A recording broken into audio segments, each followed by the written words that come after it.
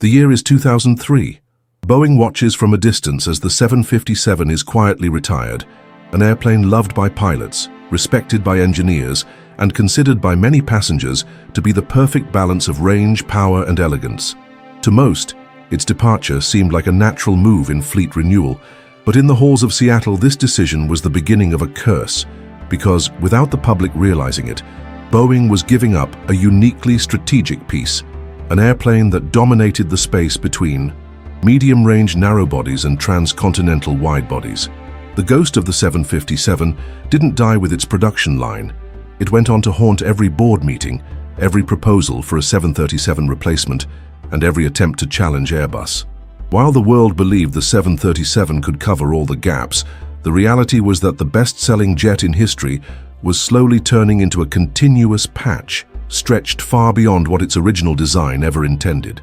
If you want to keep following the hidden stories of aviation, subscribe to the channel now. Because just like the 747, many of these legendary narratives could disappear before you realize it. It's a common mistake to imagine that the 737 was always the right answer when, in reality, it became the bandage on a wound that never healed. Since the early 2010s, Boeing engineers pushed for a new 757, the NMA, New Mid-Size Airplane Project, which promised to revive the spirit of the retired model. But this project was repeatedly shelved, a victim of financial calculations and a chronic fear of risking billions on a new design. Meanwhile, Airbus saw the opportunity and launched the A321XLR, which quickly conquered the market as the plane the 757 should have become. Silently, airlines that once depended on Boeing migrated to Toulouse, and every A321XLR order was a painful reminder of what Seattle let slip away. This hesitation came at a high cost. Every year, without a concrete replacement for the 737, strengthened Airbus and weakened the market's confidence in Boeing. Invisible decisions made by executives who chose to stretch the life of the 737 to its maximum instead of risking a new project turned into a strategic delay. And here is the cruelest detail. This wasn't just about technical caution, but corporate fear. In internal meetings, senior executives went so far as to admit Boeing has lost track of the market's timing. This confession summarizes Seattle's dilemma. Time, once an ally of the company that led the space, race and reinvented aviation, was now turning into its most relentless enemy. In essence, this story is not just about airplanes, but about philosophy. Boeing finds itself facing an existential choice: create something radically new, or continue betting on increments to a design that is over half a century old. Many believe that radical innovation always wins, but this is a misconception. There are airlines that, facing training and infrastructure costs, prefer a plane that is half new, half familiar, one that doesn't completely break with tradition. This paradox is crucial. It's not just about aerodynamics or fuel efficiency, but about market psychology. Pilots, unions, and even politicians have a decisive voice in the future of the 737's successor. Deep down, what Boeing needs to decide is not just what plane to build, but what philosophy of innovation to adopt. And even when that decision seems clear on paper, the labyrinth of engineering imposes itself. It's easy to think that you can just put bigger engines on new wings to solve the problem, but the reality is infinitely more complex. Engineers face dilemmas with materials, weight limits, noise challenges, and efficiency requirements that often push the very limits of physics. Every technical solution opens a new Pandora's box of complications. Boeing knows that launching something revolutionary without solid answers could mean not only years of delay, but billions lost. And even worse, the definitive loss of trust from customers who have already started looking to Airbus or even China. But perhaps the biggest invisible break on Boeing's future is the trauma of the 737 MAX. After the accidents that tarnished the company's reputation and shook public confidence, any step toward a successor is measured with extreme caution. It's a common mistake to think that simply launching a safer plane will solve everything. The reality is much deeper. Boeing lost credibility not only with the public, but also within its own community of engineers and pilots. There is an internal panic of repeating certification errors, and every technical decision now undergoes an almost paralyzing scrutiny. The 737's replacement, therefore, needs to overcome not just technical and commercial barriers, it needs to heal a cultural wound that remains open. This environment of mistrust affects even the most experienced engineers. Many report that Boeing's culture of bold innovation has been stifled by fear. Designing a new airplane is not just a technical challenge, but an institutional risk. Any failure could be interpreted as proof that the company has not learned from its past. In this context, the 737's successor carries a disproportionate weight.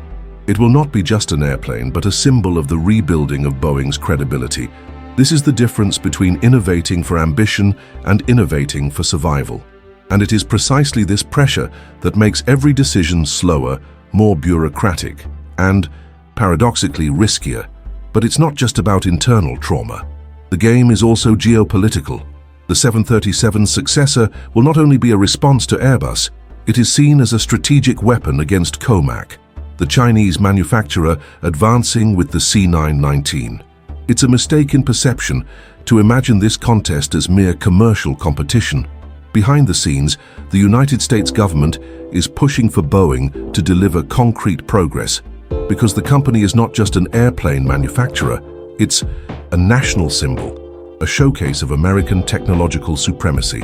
A delay in Seattle is seen as a victory in Toulouse, but also as an irreversible opportunity for Beijing. This political dimension adds an extra layer of urgency. Every year without a clear successor to the 737 is an open door for Airbus to consolidate its leadership and for Comac to position itself as an alternative. The detail forgotten by many is that in aviation, trust is won slowly, but lost devastatingly. If airlines begin to see Boeing as incapable of delivering a competitive new project, the migration to other manufacturers could become irreversible.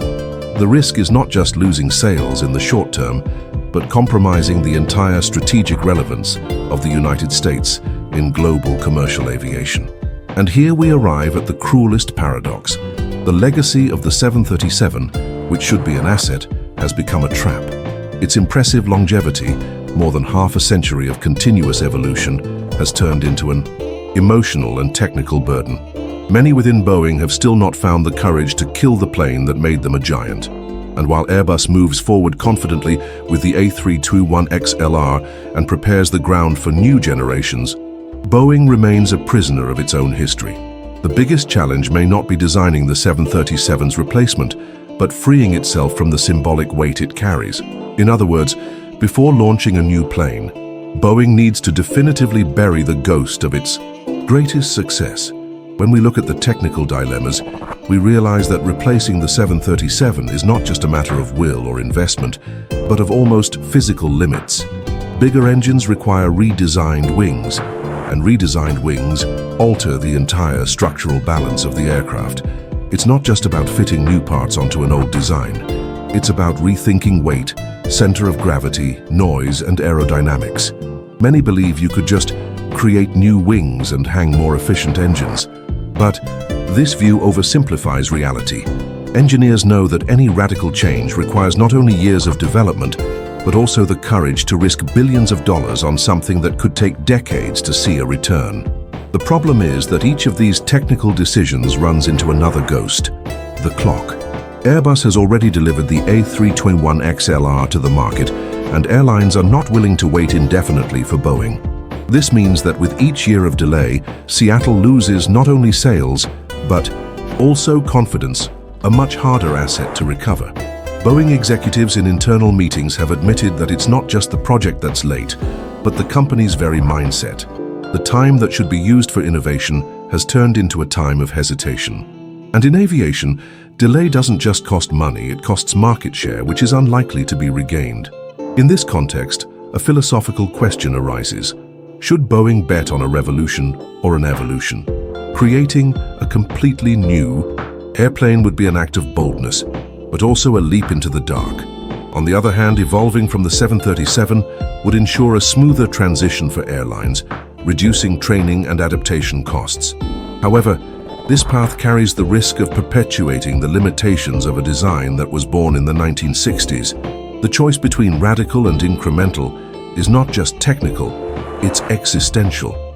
It's about defining what kind of company Boeing wants to be in the 21st century. The bold pioneer that risks everything, or the cautious giant that prolongs its past. And here an often forgotten player comes into the picture: the pilots. Unions around the world have a decisive voice in the future of the 737's successor. A completely new airplane would require expensive and lengthy training, which could generate resistance from airlines and crews. In contrast, an evolution of the 737 could maintain a common type rating and reduce costs, something very attractive to airline executives.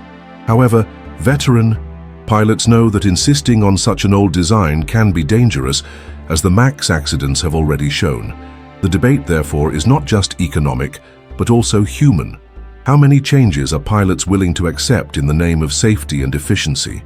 This combination of technical dilemmas, strategic delays, and human pressures creates an almost insurmountable labyrinth. For every proposed solution, new problems arise. For every announced plan, doubts about its feasibility emerge. And while Boeing gets lost in this labyrinth, Airbus continues to advance with confidence. The A320XLR has already secured hundreds of orders, and COMAC, though still in its early stages, is growing in the shadow of American hesitation. The 737's replacement was supposed to be the definitive answer, but so far it is just a postponed promise. And in aviation, promises don't keep airlines loyal for long. Perhaps the heaviest obstacle of all is not in the engineering calculations or the financial spreadsheets, but in the symbolic realm. The 737 is not just an airplane, it's the backbone of modern commercial aviation. More than 10,000 units delivered, millions of flights operated, and billions of passengers transported. It is the airplane that, in a way, democratized the skies. And precisely for that reason, its longevity has become a trap. Past success prevents Boeing from seeing the future with clarity. Killing the 737 is, at once, an act of courage and of liberation. But how do you bury the machine that built Seattle's identity and made it synonymous with aerial supremacy? The partial answer lies in geopolitics. Airbus has already conquered a space that seemed unthinkable 20 years ago, dominating the long-range narrow-body market. And COMAC, with its C919, represents a risk that goes beyond the commercial. It is China's definitive entry into a field historically controlled by the United States and Europe. Every delay in Seattle is seen as a victory in Toulouse and an opportunity in Beijing.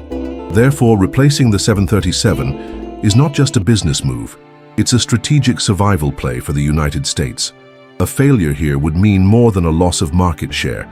It would be the erosion of American prestige in one of the most symbolic industries on the planet. Meanwhile, within Boeing itself, the philosophical dilemma persists. Risking billions on a new plane could mean the chance to reclaim leadership, but it could also lead to financial disaster if the market doesn't respond. Betting on increments to the 737 prolongs its lifespan, but perpetuates limitations that have already become all too visible. It's not just an engineering dilemma, it's a question of identity.